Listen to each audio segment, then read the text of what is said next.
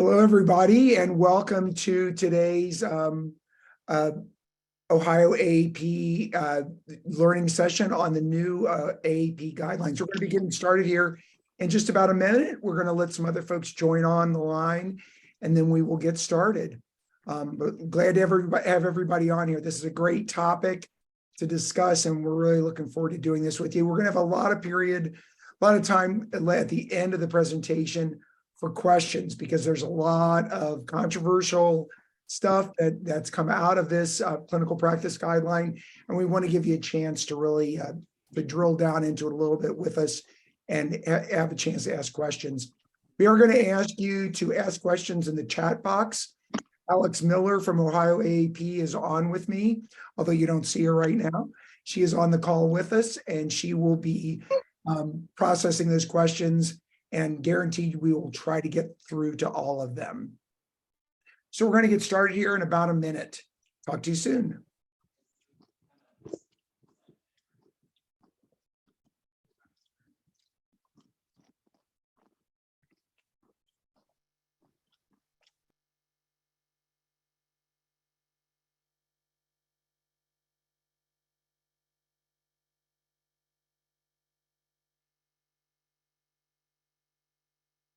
We will also ask you to keep your lines muted and your video off during the presentation, and ask your questions in the chat box. So we do have a fairly large number of participants, which is great.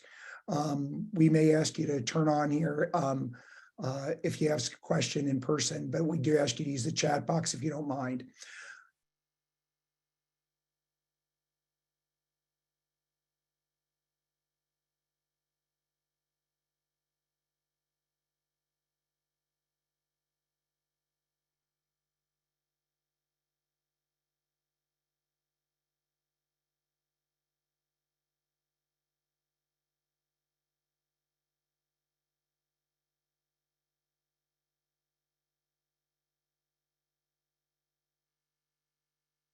So we will go ahead and get started. Good afternoon, everybody. My name is Chris Bowling. I'm down in Cincinnati, where we actually probably have the best air quality in the state of Ohio right now, even though it's not great. I know you guys are really suffering in Cleveland and Toledo, especially. Pray for rain. But we will, today what we're talking on our Ohio AAP Preventative Health Program training session, we're talking about the new obesity clinical practice guideline from the American Academy of Pediatrics. As I mentioned, I'm a general pediatrician from Cincinnati, but I had the good fortune of being on the writing group for this important and somewhat controversial clinical practice guideline. I really felt very honored to be a part of it. And I was there really to try to represent the voice of us, the general pediatricians. So we'll talk about that a little bit, how it affects us in practice, and let's kind of go into our today's discussion. As we get started, I am having a problem here with advancing. Let's try, there we go.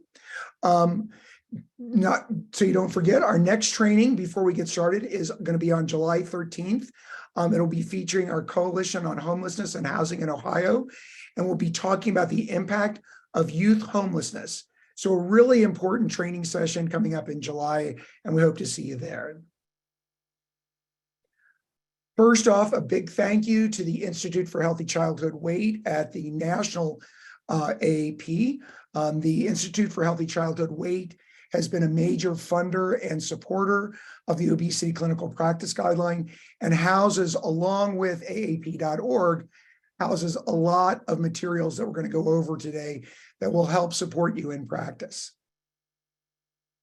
Again, my name is Chris Bowling. I'm a recently retired general pediatrician in Greater Cincinnati. My practice is was in the Northern Kentucky suburbs. And as you know, if you're from the Cincinnati city state, if you're in Ohio, Kentucky, or Indiana, you're in the metro, you still refer to yourself as a Cincinnatian. So that's the area that I represent and have practiced my entire professional life. I have nothing to disclose. And before we get started, I think it's useful to talk about what is this clinical practice guideline. You hear people say like, oh, this is the redo of the old clinical practice guideline. it's the latest iteration of it, blah, blah, blah. It's really not. This is the first clinical practice guideline we've ever had on the topic of obesity. And so let's take a look about what we were really using before. So back in 1997, there was an expert committee developed, lots of great people, great minds on this expert committee. Bill Dietz from CDC, Lynn Epstein, the originator of the stoplight diet, Sam Gidding, one of the fathers of preventive cardiology, just a really great group of people. Mary Story, Tom Robinson, these people who were really leading lights.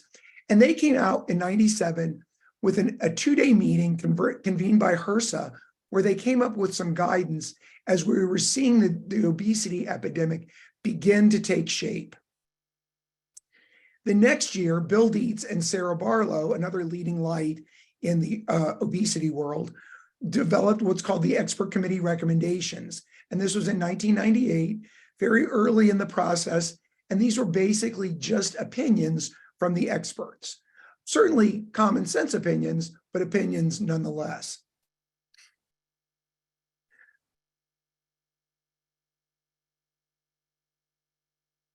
The next iteration of these recommendations came in 2006, when actually the AAP, the AMA, HRSA, CDC convened a lot of people to come up with ideas around further expert recommendations. And this led to actually what most of us remember, the 2007 expert committee recommendations on the evaluation, assessment, prevention, and treatment of pediatric obesity. So in 2007, things are really heating up. We really need some more more guidance, but there really are not a lot of studies that have been done yet. And this was just a more robust group of expert recommendations that came out. And they're broken down into these 3 zones with an executive summary in 2007. And that's what we were working from for years. Again, these are expert opinions, not a lot of hard research data behind it. Important and helpful, but really not a clinical practice guideline per se. So where are we today? Well, as we know, we were using these 2007 guidelines that were really not a clinical practice guideline. They were more just expert recommendations. And those of us in the AAP section on obesity were really clamoring, saying there's a lot of stuff out there. There's a lot of stuff that's been done. There are a lot of studies that are indicating the direction we need to go in with treatment and assessment and treatment of obesity. We need something bigger. We also knew that the epidemic was continuing to progress. 14.1 million children affected by obesity, an equal number affected by overweight. We're talking about 25% of the child and adolescent population, with the biggest group growing, those kids in the 99th percentile and above for BMI for age and gender. And also, as kids got older, we knew that they were experiencing more in the way of overweight, obesity, and severe obesity. So what we find is that kids, this year's first graders were heavier than the previous year's first graders, and this year's sixth graders were heavier than this year's first graders. So there's this progression as kids age, but also this progression in the same age group from year to year. So things not going in a good direction, made worse by the pandemic. We also knew and were finding things that we were all sort of suspecting from a clinical perspective, that obesity affects the immediate and long-term health of children. And it does that in a lot of different ways. Children with overweight and obesity are susceptible to diseases in the here and now, and also in the future. Type 2 diabetes, hypertension, sleep apnea, and one of the biggies that I think we forget about talking with parents about is non-alcoholic fatty liver disease and non-alcoholic steatohepatitis. They're also at greater risk for things like depression because of bullying and because of other issues. So it's just really, it causes problems in the here and now. in addition to causing problems later. So, we're working with these old guidelines. By 2017, those of us in the section on obesity have been clamoring for years. We're supposed to come out with something at the AAP every 7 to 8 years. We were already 3 years overdue, and we were looking for more guidance. The group really decided, and with the help of AAP and CDC, the time was right for a clinical practice guideline. So we formed a subcommittee to start reviewing things and decided to go for the whole ball of wax with a real fully researched clinical practice guideline. So what does that mean? What do we do? Well, it means the group, through a lot of help, not any one person, obviously, reviewed over 16,000 abstracts. Of those 16,000 abstracts, 1,600 full text articles were reviewed. Of those 1,642 full text articles, 382 studies were included. And these were studies that had to fulfill a lot of different recommendations. I'm going to ask you, if you have your please mute yourself if you have your microphone on. So if you can, thank you. So 382 studies were included. We then wound up with 2 technical reports out of those 382 studies. From those, what were developed were 11 CPG consensus recommendations and 13 key action statements.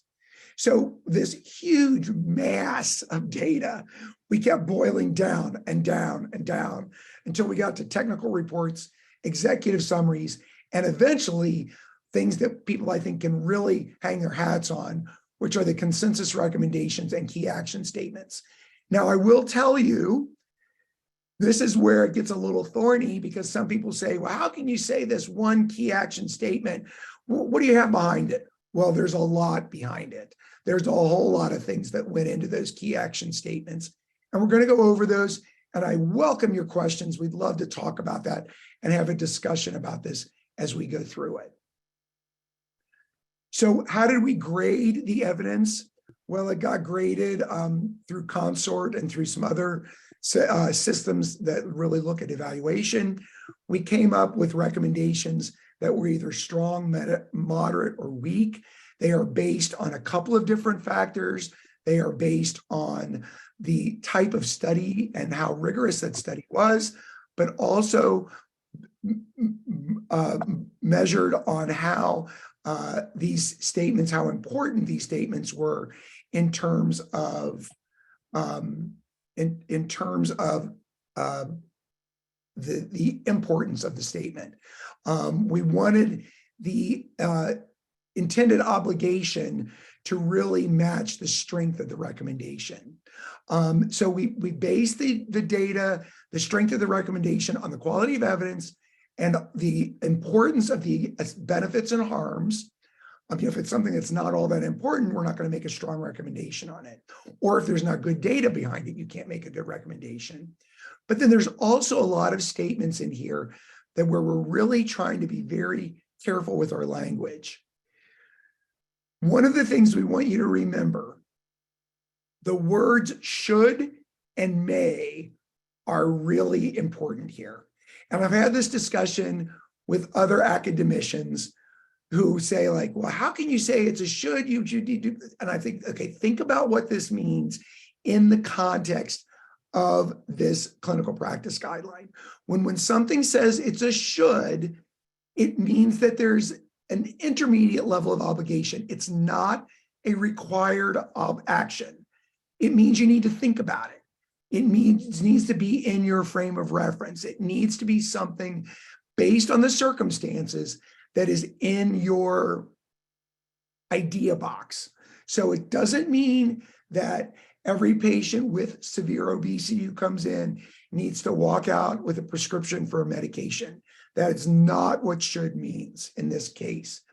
Should and may refer to levels of strength of the data. And they also refer to how we need to be thinking about it and how we should be presenting it with our families. I think we get into trouble when we take should and may and impose them on the way we use them in casual conversation. That isn't, should and may are not casually used words in this document.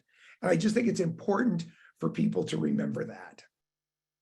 These are always decisions that are made with the provider, with the family, in what makes sense for that family. So in a nutshell, there are 13 key action statements. There are 11 consensus recommendations. The key topics are divided into 3 categories: assessment and evaluation, a good strong look at comorbidities and comorbidity management, both generally and specifically, and also multiple evidence-based treatment options. The other thing that I will tell you with this should and may discussion, and I don't mean to beat a dead horse here, but we want to think about the CPG as being a bit aspirational. We're making some statements in here before we have capacity built out. So part of this is we have data. Is our system ready for this data? In certain cases, it's not, and we're going to talk about that. So part of what this is a bit of a clarion call to say, we have tools, these tools work. We as a society need to figure out a way to make these things happen because we can act on this at this point. How is this CPG different from previous iterations of expert guidelines? Well, number one, and I think the biggest thing, and this is when I'm on my soapbox, and I'm on my soapbox a lot, we are talking about obesity as a chronic disease. We need to think about it as a chronic disease. When you have obesity, you never get rid of it. You manage it. You learn how to control it. You learn how to manage it like you would other chronic diseases. We don't place blame about it. We don't blame people for having diabetes. We don't blame people for having asthma. Are there ways that we can alter their course with behavioral and lifestyle changes in those illnesses? Absolutely there are. But we also know that there are higher levels of therapy that are required for certain patients with those illnesses. Same thing goes with obesity. We also now understand the physiologic impacts and social determinants of health far more on obesity than we used to. And we also acknowledge that weight bias and weight stigma is pervasive in society and is harmful and can be a barrier to treatment. It's a really interesting place to be. When we've done obesity care for as long as I've been doing it, some of the terrible, stupid things I said about obesity when I first got into the field, I thought I was motivating people by telling them things that they already knew, or by making them feeling terrible about their weight. I don't know what I was doing, but I think we really know a lot more now about how we can avoid weight bias and weight stigma and how important that is. So we're not only not provoking eating disorders, but so we're also not so we're really actually promoting health. It's really a critical thing. And we really want to stress that with this new clinical practice guideline. Also new, the recommendations are very new. We offer treatment early and immediately. We know that the statements that you hear all the time, oh, they're not going to outgrow it. We know that that's not really true for in most cases. And there's a lot of data that indicates we should be having these discussions. Doesn't mean that lifestyle and changes that people make as they get older are not going to be helpful. We all see that with our families. We all see that with our patients. Our patient who decides to join, I can name patients who decided to join the cross-country team and their weight issues resolved. But there's not a lot of benefit in saying that's going to happen just automatically for most patients. We need to be having a discussion. What also is new is that we treat obesity and its comorbid conditions concurrently. Thinking about obesity as a chronic disease means that we need to think about those comorbidities that occur with it at the same time. We're treating everything together. These kids come to us as an entire package. We need to treat them and their comorbidities aggressively and in conjunction with each other. There are multiple evidence-based strategies that can be used collectively to deliver intensive and tailored obesity treatment, and we're going to go over those today. Structured supervised weight management interventions decrease current and future eating disorder symptoms. So a lot of the questions, that you get about like, oh, here they go again. Pediatricians are telling people their weight's not proper. All they're doing is triggering eating disorders. Well, the data really indicates if we sweep it under the rug and allow kids, and kids will find their own way by not eating, by doing other things because of all the weight bias that's in society, we're really not equipping our patients appropriately. The clinical practice guideline really strives for an entire whole child approach. We're looking at underlying genetic, biological, environmental, and social determinants that are risk factors for obesity, and it's the foundation of our evaluation and treatment to look at these things. If I could say it one more time, a complex and chronic disease. It's often an indicator of structural inequities like unjust food systems, health inequities, environmental and community factors. Genetics, obesity preventing environments, and life experiences combined with these barriers to healthy living are what all contribute to overweight and obesity. We've had some discussions about this, amongst those of us who wrote this clinical practice guideline. You may have the discussion and people will say like, oh, that's so great that you're bringing this up, but how are we going to do this in communities where they don't have resources? Great question. But you know what? If we had this discussion, like we have a cure for this type of cancer. We have a cure, as we do, for things like ALL, but it's too expensive. So we're not going to provide that to people in disadvantaged communities. How horrible is that? But that's kind of what we're saying when we're saying, we can't address this in less fortunate communities because they just can't afford it. Baloney. We need to figure that out because these are the communities that are really suffering from this chronic disease. We can't, it's weight bias to say like, oh, well, it's just something that's within their control. It's not. And we're really trying to get that point across in this clinical practice guideline. So with the new evidence, Sarah, this is a quote from Sarah Armstrong, one of the primary authors on this, along with me, wonderful person, current chair of the section on obesity. With our new evidence, we have a clear path forward to treat obesity. In the past, it felt like all we could offer were sort of common sense nutrition recommendations. That is no longer the case. Treatments that are safe and effective treatments are available. She's speaking the truth here. So let's dive in. Key action statement 1, BMI. It's not perfect, and the first thing that we'll also say in the clinical practice guideline is BMI is not perfect, but it's what we've got. It's the language we speak currently. And while we go through at the very beginning of this document and talk about the limitations of BMI and how it must be taken in context for the individual patient and how we know that kids who are, have high muscle mass, elite athletes will have BMIs that look higher than a healthy range, but they're actually very healthy. It still is a useful point to discuss why they're reading where they are. It's not a be all, it's not an end all. It's extremely helpful when we're looking at populations, and it still can be helpful on the individual basis. With its limitations, again, some of the critiques of this document are people will say like, well, you say all these limitations about BMI, and then key action statement 1 says, use BMI. Well, it's what we've got. So key action statement 1 says, keep doing what you're doing, everybody.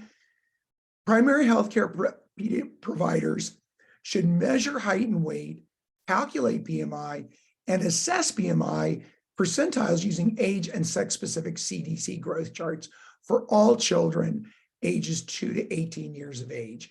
And we should be screening for kids, especially with severe obesity, at least annually. So we really need to be paying attention. BMI is useful. It's not perfect. It is a vital sign. Just like we would be looking at a page, some of those patients that we have, again, those elite athletes will have what looks like bradycardia because their resting pulse rate is 40. Well, there's nothing wrong with them. They don't have heart block. They're just highly conditioned. So we have to look at certain vital signs in a way. That's what this talks about. BMI is useful. Don't ignore it.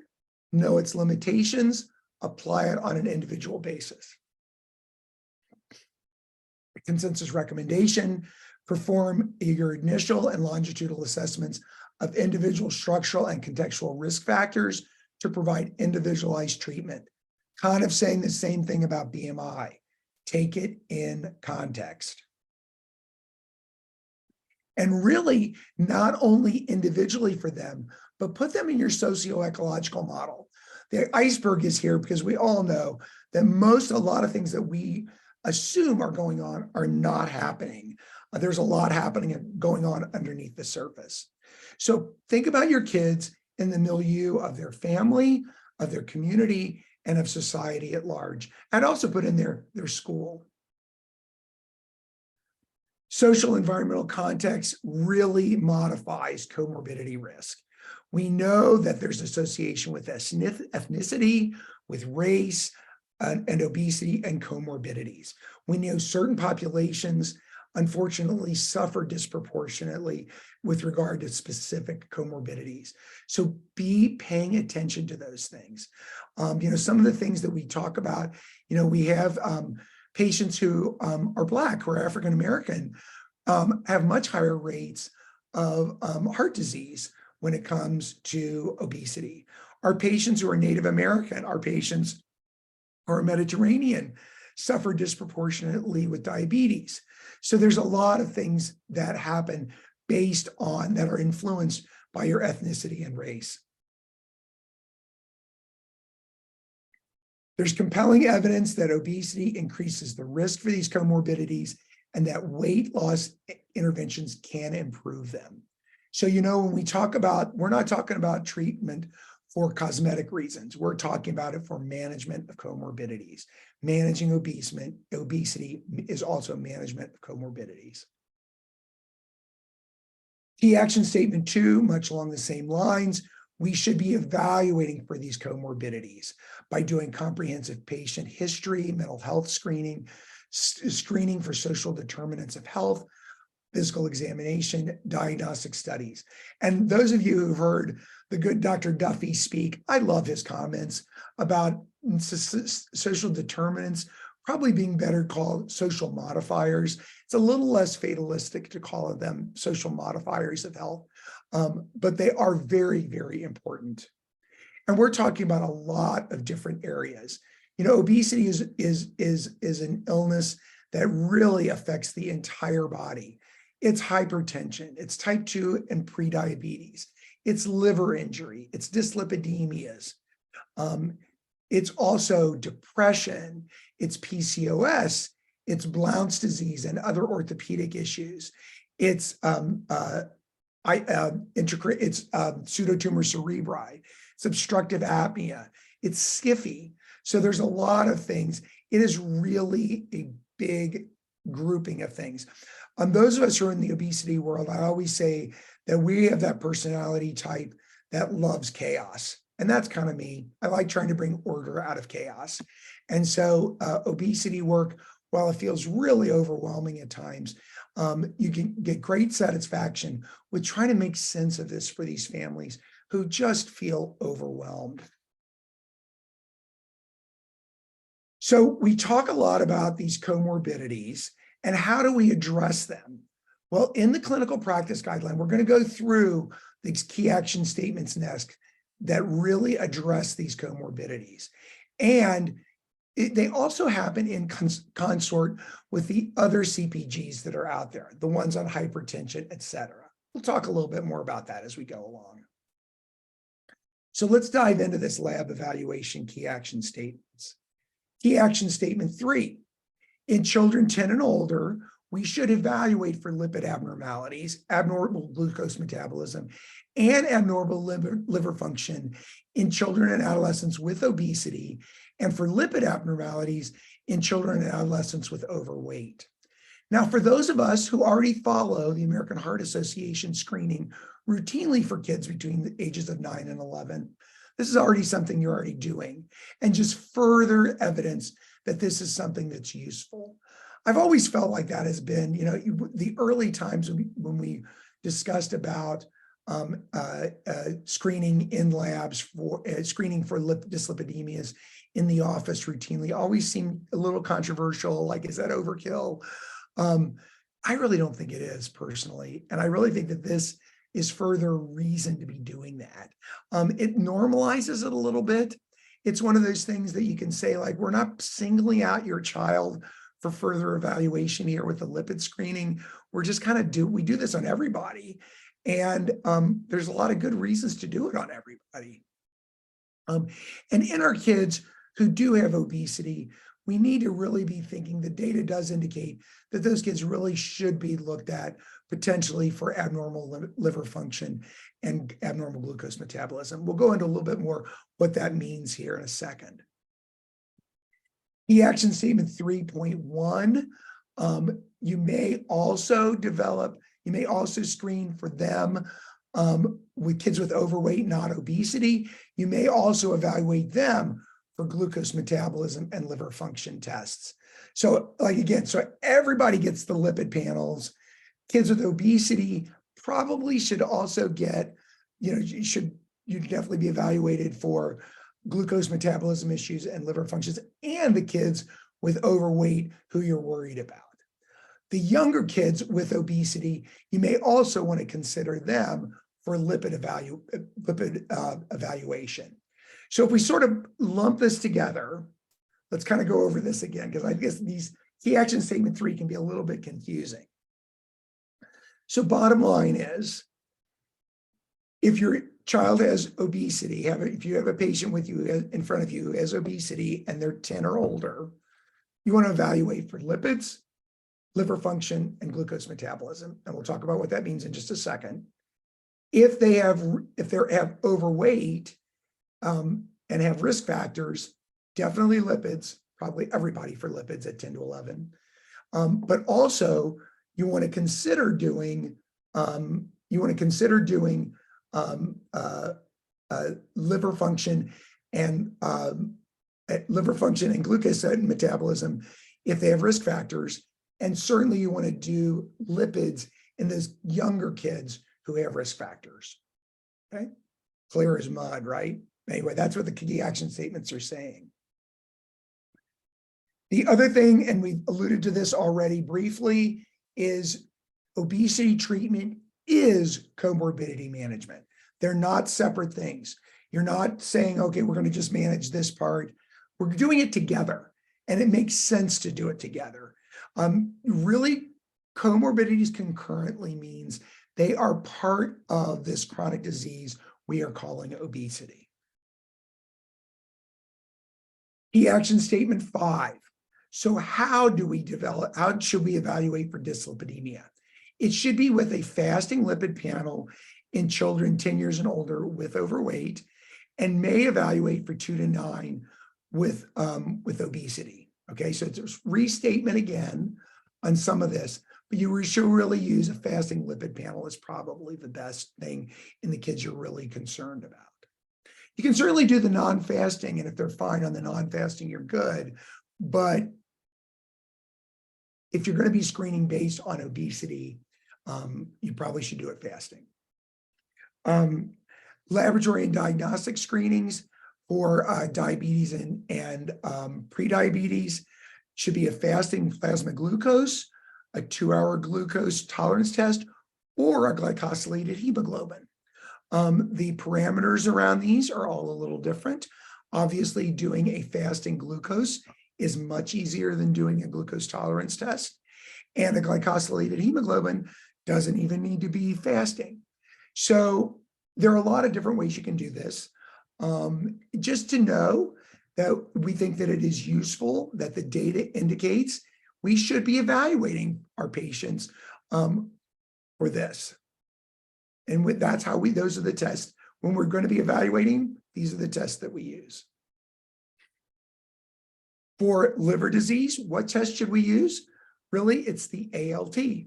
Now, I will tell you that I also get an AST. I also get a gamma GT personally. That helps me put it in context. ASTs are often elevated in the face of viral disease.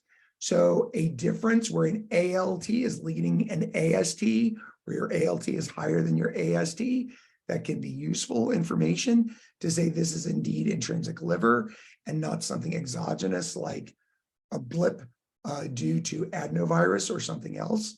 But really, the data indicates that the test that's most specific and sensitive for screening for non-alcoholic fatty liver disease and NASH is the ALT. Hypertension, we should be starting at age 3, and we should be using the parameters already laid out in other clinical practice guidelines. This is one of those areas where it really dovetails with other guidelines. This guideline's been out for a while on the management of hypertension. It's very exhaustive. It's a really good primer on how you do this in the office, but we should be evaluating for kids who have overweight and obesity. I can't tell you how many times in treatments around the world that those of us in the obesity world talk about, mash up overweight and obesity and the misphrase overbesity. So sorry I did that there. Just something we often do. So the other comorbidities, there's a lot out there that are that we have some consensus recommendations around, and they're sort of boiled down here. Consensus recommendations around obstructive sleep apnea, polycystic ovary disease, depression, Blount's disease, slip capital femoral epiphysis, and increased intracranial pressure, hypertension. So there's really, these are things, I'm not going to read these for you. They're in the slide deck, which is preserved. They're also very clear in the documents themselves from the CPG, and are also bolstered by other AAP guidelines. We know that these families, this is from Doug Lunsford, a great Ohioan from Zanesville, Ohio, terrific guy. He was our family rep on the clinical practice guideline. I'm not going to read all of this to you, but just to say, and Doug really made it a comment, that we know that these families are facing a lot of barriers. They're facing a lot of complex diseases. We need to consider those things, acknowledge the difficulty in treating this, and know that it's a challenge, and know that we're there to help. Now let's move into treatment recommendations. Key action statement 9.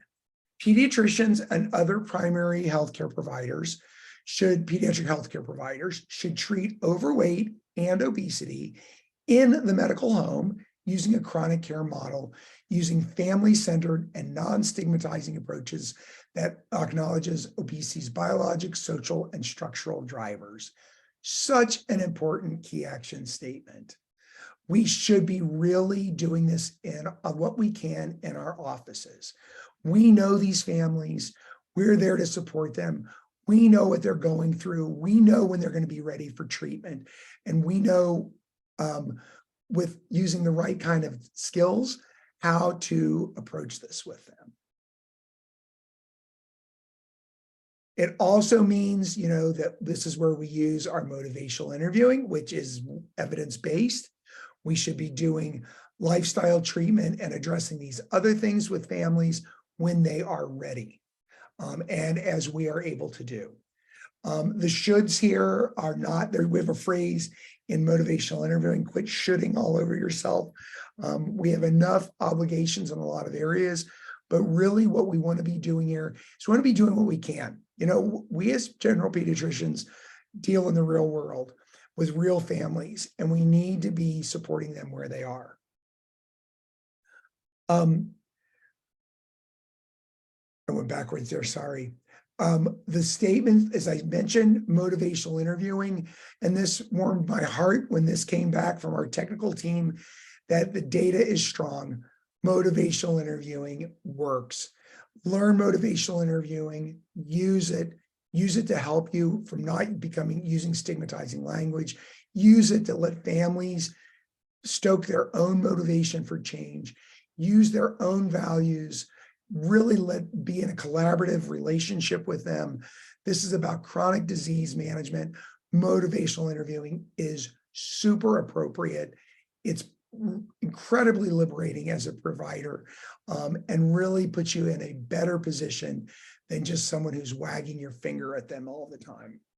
So I was glad to see that the evidence is holding that out. And it's something that for me has always been something that really has felt normal in practice. Key action statement 11. Here we get into the controversy, okay? Key action statement 11. Primary pediatric healthcare providers should provide or refer for children 6 years and older, and may provide for 2 through 5 with overweight and obesity to intensive health behavior and lifestyle treatment. Wow. That includes 26 or more hours of face-to-face, family-based, multi-component treatment over a 3 to 12 month period. Wow, again, that's a lot. So where are these programs? How do we do this? Clearly, we have capacity building to do. What it means, intensive health behavior, lifestyle treatment can be group, can be individual, can be health education. There needs to be, it's dose dependent. Timing is important, whether you do it face-to-face or virtual. There's a lot of variability in this. And we've got a lot of learning to do. We have a lot of understanding of knowing what works, and there are programs that work. But again, this is an area that is going to be very dependent on what you can do. It's going to be very dependent on what your community provides and what we as providers can do. Again, this is aspirational, gang. This is not something that all of us are going to be able to launch into right away. But the clinical practice guideline says it's worth trying for it because the data says it works. When you do not have intensive health behavior lifestyle treatment available, what do? You deliver the best you can. You build collaborations with other programs and specialists in your community, and Ohio Department of Health, and we at the Ohio AAP want you to remember, don't forget WIC. Dietitians are available. There are resources out there. It's very community dependent, but be looking around. You'll find things, and you'll find things, you know, you want to be looking like the things that we mentioned are important. Get to know what they're doing. You know, you want to make sure when you make a referral, if you're not providing it yourself, like, are they doing things on a level that makes sense to you? Is it ongoing? Is it group or is it individual? Is that going to be appropriate for this family? Is it, you know, are they talking about, you know, like healthy lifestyle modifications that we know are safe, as opposed to, you know, throwing everybody on a keto diet? So we really want to, you need to know a little bit about what's in your community. This is a disclaimer slide that we always have to put in if this is something that comes from a different source than from AAP. So you'll see it here. I'm thanking Jen Gruss. Jen is a wonderful person. She's the former president of the Iowa AAP, and also a member of the section on obesity. And she threw in a couple of things when you're evaluating these IHBLTs. These are the kind of questions you want to ask. And again, these are all going to be preserved on our website. But when you're looking at things like, well, how do I really look at this? How do I know what's in an IHBLT? But these are some of the things. Some of the programs that are out there that you might look into are things like Fit Together, Mend, Bright Bodies, Family FBT, Healthy Weight in Your Child, the Healthy Weight Clinic. There's a lot of other ones that are out there, and we can always help you kind of take a look at them and know what you're looking at with these things. Key action statement 12. It just keeps on getting more and more controversial, gang. Pediatricians and other PHCPs should offer should offer, okay, so here we go, should offer, not should write or do things you're uncomfortable with, should be kind of thinking about at children with obesity, how pharmacotherapy works into this. I can tell you when this came back from our technical reviewers, we're like, are you kidding me? They were right. If you look at the data on this, pharmacotherapy is an important piece of this. We are in a very, very different place than we were 10 years ago. There's a revolution taking place in terms of pharmacotherapy for obesity. I'm not saying that you need to do it. I know my former practice where I would write for some of these medications kind of said, we don't have anybody here now who's comfortable doing this. Totally fine. Totally fine. I was happy to kind of coach them through it, but they're not comfortable with it, and that's okay. You don't have to be comfortable with it, but you need to know that, like, hey, this is something that's out there that might be appropriate for you. We can offer pharmacotherapy according to medication indication, risks, benefits as an adjunct only to healthy behavior and lifestyle treatment. So remember, this is not just, here's a drug, here you go lose weight. If you're not going to be able to provide it with intensive health behavior and lifestyle treatment, you shouldn't be doing it. So, and that's going to be a holdup for a lot of people, and it should be. You're not going to be expected to do this. Again, we've got lots of capacity to build here. But at any rate, should always be done in conjunction with healthy behavior and lifestyle treatment. No current evidence supports weight loss medication use as monotherapy. PHCPs who prescribe weight loss medication should provide or refer to intensive behavioral interventions for parents and families as an adjunct to medication therapy. Direct from the CPG. When we do prescribe it, we need to pay attention to patient selection criteria. We need to know what the medication efficacy is going to look like with these medications, what the adverse effects are, and what follow-up and monitoring guidelines look like. Injectable medications, which are remarkably well tolerated, may require additional teaching for families that is not available in all primary care offices. So I've just given you a bunch of reasons saying, like, you don't have to do it, you don't have to do it, you don't have to do it. I'm also here to tell you, if you want to learn how to do it, it can be done. And you can get pretty skilled at it with training and experience. And more of that capacity is also being built out.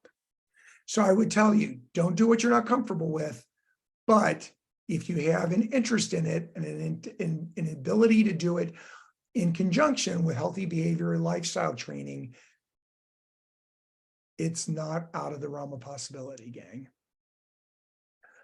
Metabolic and bariatric surgery. Pediatric healthcare providers should offer referral for adolescents 13 years and older with severe obesity for evaluation.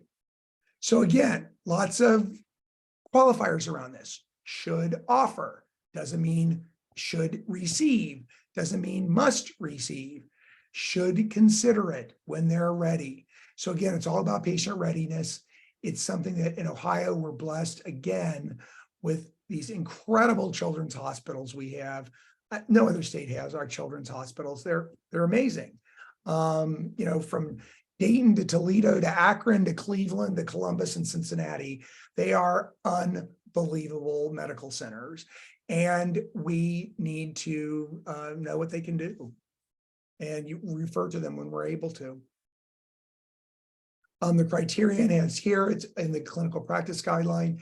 I will tell you, when you're looking for a patient with severe obesity, one of the things that's important to know is how we define this 120th percentile, 120% of the 95th percentile. So you take their weight and what their weight would be to put them at the 95th percentile. If they're 120% higher than that, or they have a BMI of 35, either one of those are met, they meet criteria for evaluation, as long as they have a comorbidity. Start treatment immediately and deliver it intensively as able. Putting this all together, what does this mean? We really need to be thinking about this in the context of the medical home. We elevate our layers of intervention based on our capacity. We use motivational interviewing. We provide intensive behavior therapy, pharmacotherapy, and surgery to patients who are motivated and ready for it. So we assess in the medical home. We talk with families, we discuss it, we don't sweep it under the rug. We layer it in as we are able to do. Much the way we have all expanded our ability to address mental health issues.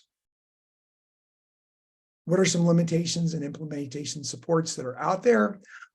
We don't know a lot about duration of effects yet, so we still have a lot of gaps on the heterogeneity of treatment effects, like what works best for this and for that. Like I say, obesity is chaos management. We don't know all the interplays very well. We really don't know much about special populations quite yet, just because of the numbers. And we don't know everything about multi-component programs. We really need to learn more about these intensive health, behavior, lifestyle treatments. What's really effective? Is it the whole group of things together? Or is one more important than the other? We just don't know. We've got a lot to learn. What we do know is that they work, but we need to know more about the component parts.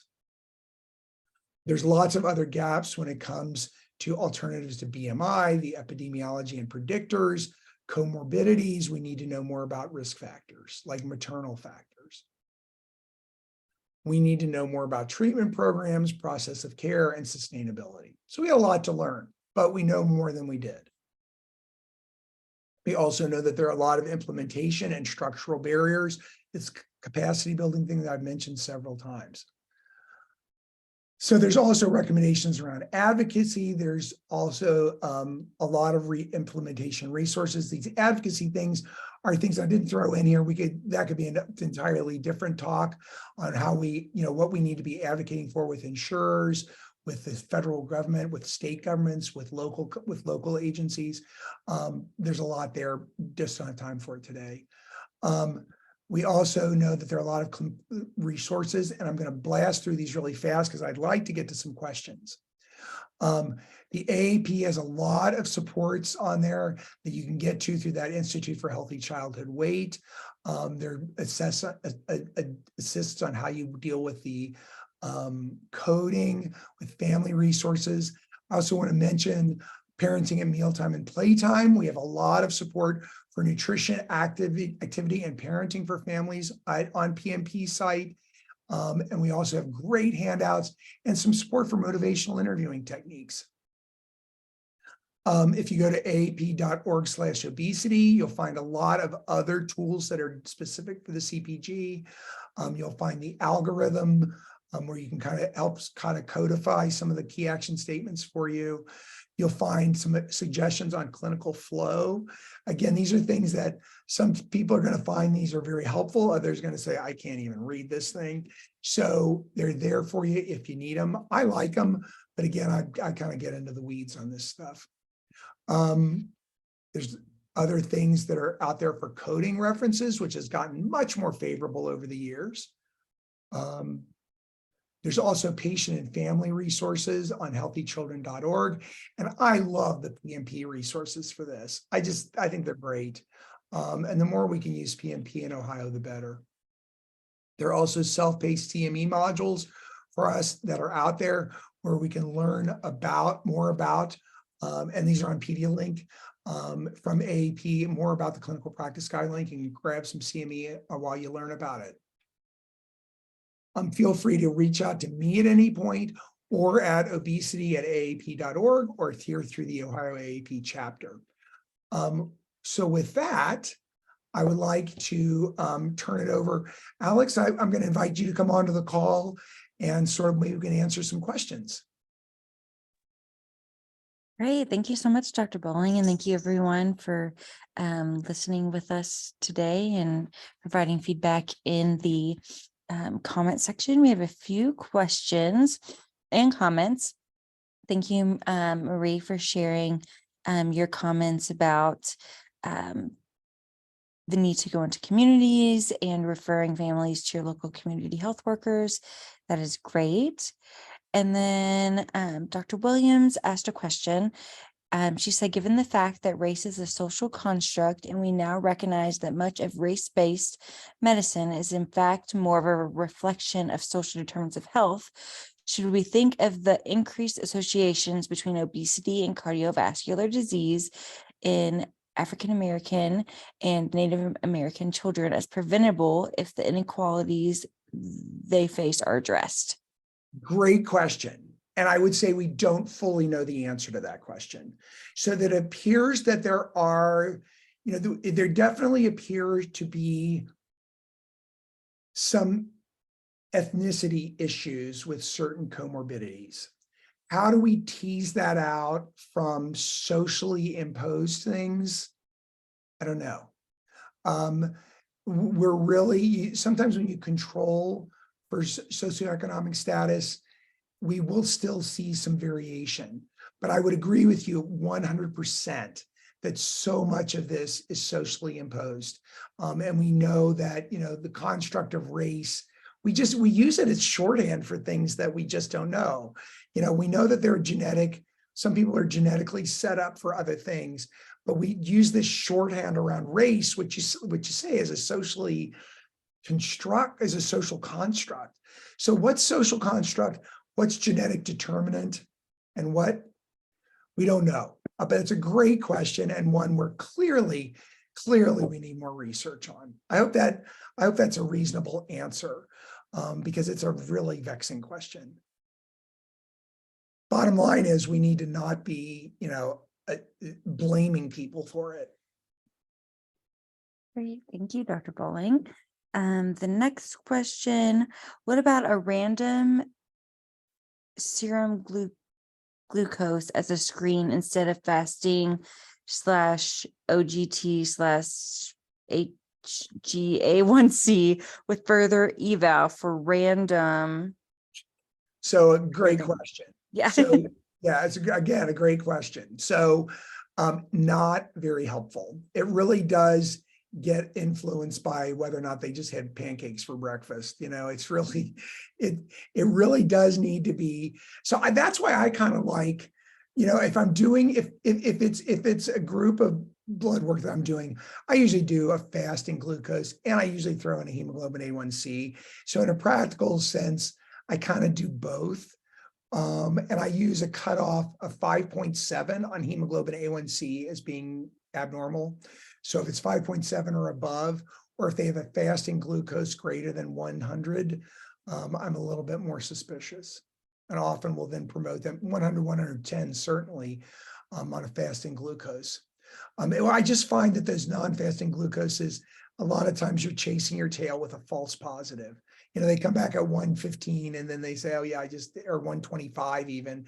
And oh yeah, I happen to eat like a Snickers bar right before it. Great. Thank you, Dr. Bowling. And then let's see, is Ohio Medicaid reimbursing for obesity care? So we're doing better. I will defer a little bit to people who, like I said, in Greater Cincinnati, my practices were in Kentucky. So I had much more contact with Kentucky Medicaid than Ohio Medicaid.